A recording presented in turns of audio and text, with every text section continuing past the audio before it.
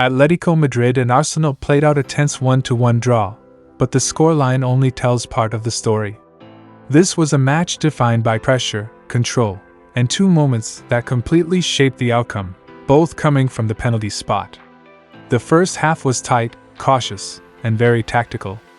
Atletico Madrid tried to impose their usual intensity, pressing high and looking to disrupt Arsenal's rhythm early on. But Arsenal stayed composed, moving the ball patiently and refusing to be dragged into a chaotic game. For long periods, either side created clear chances. It was a midfield battle, with both teams focused on structure rather than risk. Atletico looked dangerous in transitions, while Arsenal relied on controlled build-up and positional play.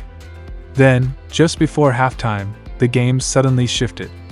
In the 44th minute, Arsenal were awarded a penalty. The build-up was quick, and the decision immediately sparked debate. From the referee's perspective, there was enough contact in the box to justify it. But from another angle, it looked soft, one of those moments where fans are split.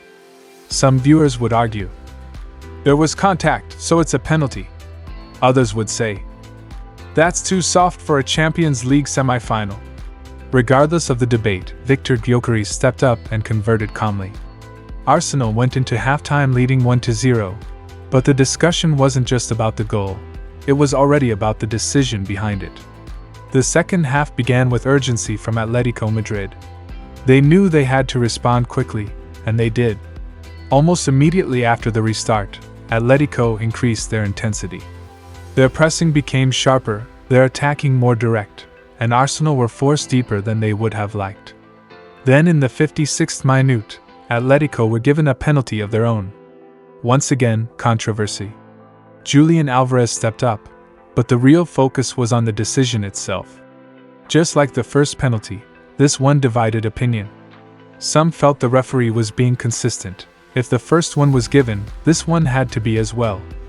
Others believed both decisions were too harsh, arguing that the game was being decided too easily from the spot. Alvarez converted, bringing the game level at 1-1. At that point, the entire momentum of the match changed.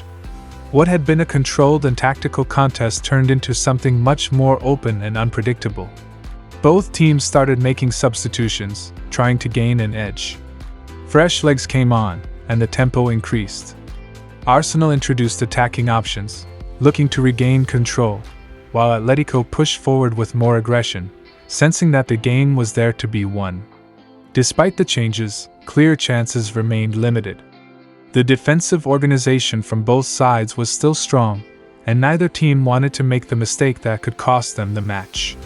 As the game moved into the final stages, the tension grew. Fouls became more frequent, challenges more intense, and emotions started to show. A late booking for unsportsmanlike conduct summed up the frustration that had built up over the course of the match. From a statistical point of view, the game was very balanced. Possession was shared, chances were limited, and both teams had their moments. But the defining theme of the match wasn't dominance, it was controversy. Both goals came from penalties.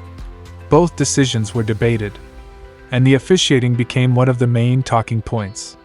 From a neutral perspective, you could argue the referee tried to be consistent. If one penalty was given, the other followed the same logic. But consistency doesn't always mean correctness. Many viewers would question whether either incident was strong enough to decide a match of this magnitude. In the end, the 1-1 draw feels like a fair reflection of the balance between the two sides. Atletico Madrid showed resilience and responded well in the second half, while Arsenal demonstrated control and discipline, especially in the first half. But the bigger conversation after the final whistle isn't just about tactics or performance. It's about the penalties.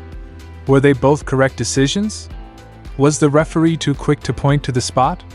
Or was this simply a case of modern football, where any contact in the box carries a risk? Those questions are what will stay with fans long after the match is over.